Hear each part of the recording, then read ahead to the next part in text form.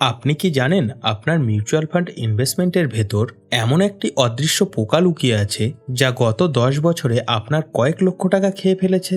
হ্যাঁ, ঠিকই শুনেছেন, কয়েক লক্ষ টাকা। আমরা যখন মিউচুয়াল ফান্ডে ইনভেস্ট করি তখন আমরা শুধু রিটার্ন দেখি। আমরা দেখি গত 1 বছরে ফান্ডটি 15% বা 20% রিটার্ন দিয়েছে, কিন্তু আমরা কখনো সেই ছোট ছোট ফি বা চার্জগুলোর দিকে তাকাই না যা ব্যাংক বা ফান্ড হাউস আমাদের পকেট থেকে নীরবে কেটে নিচ্ছে।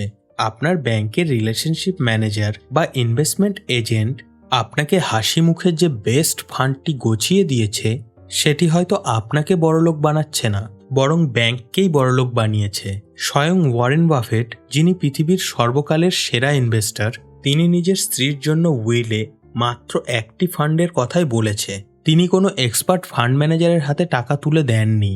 তিনি বলেছেন সাধারণ মানুষের জন্য সেরা ইনভেস্টমেন্ট হলো ইন্ডেক্স ফান্ড। আজকের ভিডিওতে আমি মিউচুয়াল ফান্ডের জগতে সবচেয়ে বড় বিতর্ক, অ্যাক্টিভ ফান্ড নাকি ইন্ডেক্স ফান্ড, এর আসল সত্যিটা তুলে ধরবো। আজ আমি আপনাদের এমন একটা ক্যালকুলেশন দেখাবো যা দেখে আপনি আপনার বর্তমান পোর্টফোলিও চেক করতে বাধ্য হবেন। চলুন অর্থের আসল খেলাটা বুঝে নিই। দেখুন বন্ধুরা, আমরা যারা মধ্যবিত্ত, কেউ চাকরি করি, কেউ ছোট ব্যবসা করি, আমাদের জীবনটা খুব ব্যস্ত। সকাল থেকে রাত পর্যন্ত অফিস, ট্রাফিক আর সংসারের চাপে আমাদের হাতে সময় কোথায় যে আমরা শেয়ার মার্কেট নিয়ে গবেষণা করব? আমাদের কাছে শেয়ার মার্কেট বা মিউচুয়াল ফান্ডের হাজার হাজার স্কিমের নাম দেখে মাথা খারাপ হয়ে যায়। এইচডিএফসি, এসবিআই, আইসিআইসিআই, অ্যাক্সিস, এত নাম, কোনটা ভালো কোনটা খারাপ? আমরা তখন কি করি? আমরা সোজা শর্টকাট খুঁজি। আমরা কোনো এজেন্টের কথায় বিশ্বাস করি, অথবা মানি কন্ট্রোল বা গ্রো অ্যাপে গিয়ে টপ রেটেড বা 5 স্টার ফান্ড দেখে টাকা লাগিয়ে দিই। আমরা ভাবি ফান্ড ম্যানেজাররা তো বিশাল এক্সপার্ট, তারা আইআইটি, আইআইএম পাশ করা লোক, তারা নিশ্চয়ই আমার টাকা দ্বিগুণ বা 3 গুণ করে দেবে। আমরা ভাবি আমি বেশি টাকা ফি দিচ্ছি মানে আমি ভালো সার্ভিস পাবো, যেমনটা দামি হোটেল বা দামি গাড়িতে পাওয়া যায়। কিন্তু শেয়ার মার্কেটে এই নিয়ম খাটে না। এখানে বেশি দাম মানেই ভালো জিনিস, এই কথাটা ডাহা মিথ্যে। বরং উল্টোটা ঘটে। আপনি যত বেশি টাকা খরচ করবেন আপনার পকেটে তত কম টাকা আসবে। সেটাই এখন আপনাদের বোঝাবো। আসুন একটা খুব সহজ উদাহরণ দিয়ে অ্যাক্টিভ ফান্ড আর ইন্ডেক্স ফান্ডের মধ্যে পার্থক্যটা বুঝি। ধরুন আপনি কলকাতা থেকে দিল্লি যাবেন। আপনার কাছে দুটো অপশন আছে। অপশন 1, আপনি একটি লাক্সারি ট্যাক্সি ভাড়া করলেন, সঙ্গে একজন খুব অভিজ্ঞ ড্রাইভার। এই ড্রাইভার দাবি করছে সে গুগল ম্যাপের চেয়েও রাস্তা ভালো চেনে। সে আপনাকে বলছে, স্যার আমি আপনাকে শর্টকাট দিয়ে ট্রাফিক এড়িয়ে সবার আগে পৌঁছে দেব, কিন্তু এর জন্য সে আপনার কাছ থেকে মোটা টাকা ভাড়া চাইছে। অপশন 2, আপনি একটি সেলফ ড্রাইভিং বা অটোমেটিক গাড়িতে উঠলেন। এই গাড়িতে কোনো ড্রাইভার নেই। গুগল ম্যাপে যে রাস্তা দেখানো আছে গাড়িটা চুপচাপ সেই রাস্তা ফলো করেই আপনাকে দিল্লি পৌঁছে দেবে। যেহেতু ড্রাইভার নেই তাই এর ভাড়া খুব কম, নামমাত্র। এখানে ওই ড্রাইভার হলেন ফান্ড ম্যানেজার। তিনি দাবি করছেন তিনি মার্কেটকে হারিয়ে দেবেন বা বিট করবেন, তাই তিনি আপনার কাছ থেকে 1% বা 2% এক্সপেন্স রেশিও বা ফি নিচ্ছেন। আর ওই অটোমেটিক গাড়িটি হলো ইন্ডেক্স ফান্ড। এখানে কোনো ড্রাইভার নেই। এই ফান্ডটি শুধু মার্কেট ইন্ডেক্স যেমন নিফটি 50 বা সেন্সেক্সকে নকল করে, তাই এর খরচা নামমাত্র 0.1% বা 0.2%। এখন মজার ব্যাপার হলো বাস্তবে কি ঘটে জানেন? সমীক্ষায় দেখা গেছে 10 বারের মধ্যে 8 বারই ওই স্মার্ট ড্রাইভার ভুল রাস্তায় ঢোকে, জ্যামে আটকে যায় বা অ্যাক্সিডেন্ট করে। আর ওই বোরিং অটোমেটিক গাড়িটা ধীরস্থিরভাবে ঠিক সময়ে গন্তব্যে পৌঁছে যায়। অর্থাৎ আপনি ড্রাইভারকে বেশি টাকা দিলেন কিন্তু সে আপনাকে গুগল ম্যাপের চেয়েও দেরিতে গন্তব্যে পৌঁছালেন। তাহলে আপনার লাভটা কি হলো? আসুন এবার একটু টেকনিক্যালি বুঝি। ভয় পাবেন না, আমি খুব সহজে বলছি। ইন্ডেক্স ফান্ড হলো এমন একটি মিউচুয়াল ফান্ড যা সরাসরি শেয়ার বাজারের ইন্ডেক্সকে কপি করে। ভারতের শেয়ার বাজারের প্রথম দুটি ইন্ডেক্স হলো সেন্সেক্স এবং Nifty 50। Reliance, TCS, Infosys, HDFC bank, এইসব বড় বড় কোম্পানি নিফটি 50-র মধ্যে থাকে। যখন আপনি একটি নিফটি 50 ইন্ডেক্স ফান্ডে টাকা লাগান তখন ফান্ড ম্যানেজার নিজের বুদ্ধি খাটান না। তিনি চোখ বন্ধ করে এই নিফটি 50 লিস্টে থাকা ওই 50টি কোম্পানিতেই আপনার টাকা লাগিয়ে দেন, ঠিক সেই অনুপাতে যে অনুপাতে নিফটি 50-তে আছে। যেহেতু ফান্ড ম্যানেজারকে এখানে কোনো রিসার্চ করতে হচ্ছে না, কোনো শেয়ার বাছাই করতে হচ্ছে না, তাই এই ফান্ডের খরচা বা এক্সপেন্স রেশিও খুব কম হয়, মাত্র 0.1% থেকে 0.3%। অন্যদিকে অ্যাক্টিভ ফান্ডের ফান্ড ম্যানেজার এবং তার টিম দিনরাত রিসার্চ করে। তারা চেষ্টা করে এমন শেয়ার খুঁজে বের করতে যা নিফটি 50 বা সেন্সেক্সের চেয়ে বেশি রিটার্ন দেবে। এই রিসার্চের খরচা এবং তাদের মোটা স্যালারির জন্য তারা আপনার ফান্ড থেকে 1% থেকে 2% পর্যন্ত ফি কেটে নেয়। এখন প্রশ্ন হলো, এই 1% বা 2% কি খুব বড় ব্যাপার? অনেকেই আমাকে বলে, অভিজিৎ দা, এই 1% বা 1.5% তো খুব সামান্য ব্যাপার, এর জন্য এত বেশি ভাবার কি আছে? দাঁড়ান, এই অঙ্কটা করে দেখি। কম্পাউন্ডিংয়ের জাদুতে এই 1% ফি কিভাবে আপনার কোটিপতি হওয়ার স্বপ্নকে ভেঙে দিতে পারে। ধরুন আপনি 10 লাখ টাকা ইনভেস্ট করলেন 20 বছরের জন্য এবং ধরে নিলাম মার্কেট আপনাকে বছরে গড়ে 12% রিটার্ন দেবে। সিনারিও এ, ইন্ডেক্স ফান্ড।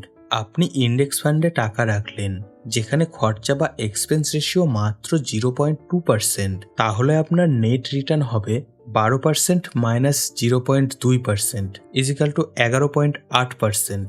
20 বছর পর আপনার ওই 10 লক্ষ টাকা বেড়ে হয়ে যাবে 93 লক্ষ টাকা। Scenario B, active fund. এবার ধরুন আপনি একটা রেগুলার অ্যাক্টিভ ফান্ডে টাকা রাখলেন যেখানে খরচা বা এক্সপেন্স রেশিও হলো 1.5%, যা খুব সাধারণ। তাহলে আপনার নেট রিটার্ন হলো 12% মাইনাস 1.5% ইজিক্যাল টু 10.5%। 20 বছর পর আপনার ওই একই 10 লক্ষ টাকা বেড়ে হবে মাত্র 73 লক্ষ টাকা। পার্থক্যটা দেখলেন? 93 lakh minus 73 lakh equal to 20 lakh টাকা। শুধু এই 1.3% খরচের পার্থক্যের জন্য আপনি 20 বছর পর 20 লক্ষ টাকা কম পেলেন। এই 20 লক্ষ টাকা আপনার পকেটে না এসে ফান্ড হাউসের পকেটে গেল।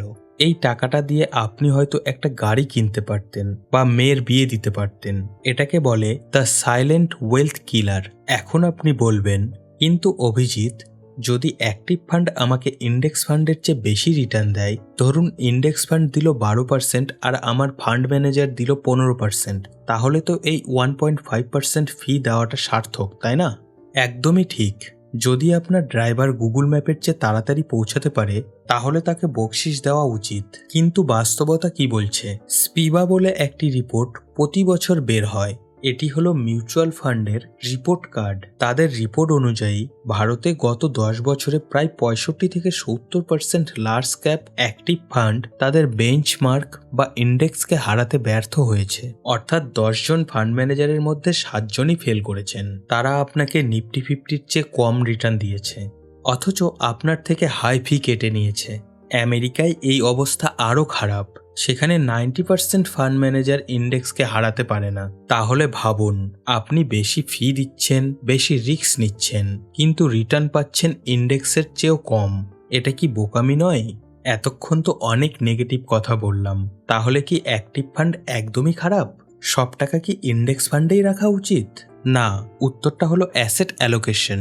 ভারতের মার্কেট এখনো আমেরিকার মতো এতটা এফিশিয়েন্ট হয়নি, তাই এখানে কিছু কিছু জায়গায় অ্যাক্টিভ ফান্ড এখনো ভালো কাজ করে। আপনাদের জন্য আমার দ্য ওয়েলমেন্ট স্ট্র্যাটেজি হলো, 1. লার্জ ক্যাপের জন্য শুধুই ইন্ডেক্স ফান্ড। আপনার পোর্টফোলিওর যে অংশে লার্জ ক্যাপ বা বড় কোম্পানি রাখবেন সেখানে চোখ বন্ধ করে নিফটি 50 বা সেন্সেক্সের ইন্ডেক্স ফান্ড বেছে নিন। এখানে কোনো ফান্ড ম্যানেজারকে এক্সট্রা টাকা দেওয়ার দরকার নেই। লার্জ ক্যাপে ইন্ডেক্সকে হারানো খুব কঠিন। 2. মিড এবং স্মল ক্যাপের জন্য অ্যাক্টিভ ফান্ড। মিড ক্যাপ বা স্মল ক্যাপ সেগমেন্টে এখনো অনেক ভালো ফান্ড ম্যানেজার আছে যারা ভালো রিসার্চ করে ইন্ডেক্সের চেয়ে বেশি রিটার্ন জেনারেট করতে পারে। এখানে ইনফরমেশন এসিমেট্রি আছে, তাই এই ক্যাটাগরিতে আপনি ভালো রিটার্ন দেখে অ্যাক্টিভ ফান্ড নিতে পারেন। এখানে 1% ফি দেওয়াটা সার্থক হতে পারে যদি তারা আলফা জেনারেট করতে পারে। 3. ট্যাক্সের কথা ভুলবেন না। মনে রাখবেন, ইন্ডেক্স ফান্ড হোক বা অ্যাক্টিভ ফান্ড, সবই ইকুইটি ফান্ড। 2026 সালের বাজেটের পর 1 বছরের বেশি রাখলে 1,25,000 টাকার উপরে লাভ হলে তার উপরে 12.5% ট্যাক্স দিতে হবে। তাই ট্যাক্স বাঁচানোর জন্য নয়, রিটার্ন অপটিমাইজ করার জন্য ফান্ড বাছুন। ইন্ডেক্স ফান্ডে ইনভেস্ট করার সময় নতুনরা কিছু কমন ভুল করেন, সেগুলো জেনে নিন। ভুল নাম্বার 1, ট্র্যাকিং এরর চেক না করা। ইন্ডেক্স ফান্ড তো ইন্ডেক্সকে কপি করে, কিন্তু হুবহু কপি করতে পারে না, একটু পার্থক্য থাকে। একেই বলে ট্র্যাকিং এরর। ফান্ড কেনার সময় দেখবেন যার ট্র্যাকিং এরর যত কম সেই ফান্ড তত ভালো। ভুল নাম্বার 2, সব ইন্ডেক্স একসঙ্গে কেনা। অনেকেই নিফটি 50, সেন্সেক্স, নিফটি নেক্সট 50 সব একসঙ্গে কিনে পোর্টফোলিও জগা খিচুড়ি করে ফেলে। মনে রাখবেন, নিফটি আর সেন্সেক্সের মধ্যে খুব বেশি পার্থক্য নেই, যে কোনো একটা ইন্ডেক্স ফান্ডই যথেষ্ট। ভুল নাম্বার 3, অধৈর্য হওয়া। মার্কেট পড়লে ইন্ডেক্স ফান্ডও পড়বে, তখন ভয় পেয়ে বিক্রি করে দেবেন না। মনে রাখবেন, মার্কেট লং টাইমে উপরের দিকেই যায়। বন্ধুরা, ইনভেস্টমেন্টের জগৎ যতটা জটিল মনে হয় আসলে ততটা জটিল নয়। ব্যাংক আর এজেন্টরা এটাকে জটিল বানিয়ে রাখে যাতে তারা তাদের প্রোডাক্ট বিক্রি করতে পারে। ইনভেস্টমেন্ট হওয়া উচিত বোরিং। হ্যাঁ, ঠিকই শুনেছেন, গুড ইনভেস্টিং ইজ বোরিং। যদি আপনি থ্রিল চান, উত্তেজনা চান, তাহলে ক্যাসিনোতে যান, ট্রেডিং করুন। কিন্তু যদি সম্পদ গড়তে চান, ওয়েলথ ক্রিয়েট করতে চান, তাহলে বোরিং ইন্ডেক্স ফান্ডে একটা এসআইপি চালু করে ভুলে যান। 10-15 বছর পর যখন আপনি আপনার পোর্টফোলিও খুলবেন, তখন আপনি আজকের এই ভিডিওটির কথা মনে করবেন এবং নিজেকে ধন্যবাদ দেবেন। সহজ পথে চলাই সব থেকে কঠিন, কিন্তু ওটাই সব থেকে লাভজনক।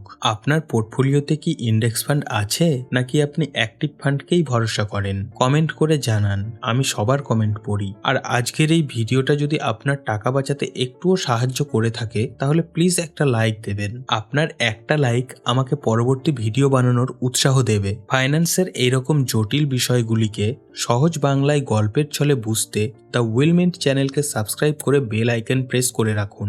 ভালো থাকবেন, সুস্থ থাকবেন, আর মনে রাখবেন, আপনার টাকার পাহারাদার আপনাকেই হতে হবে। দেখা হচ্ছে পরবর্তী ভিডিওতে। Good bye.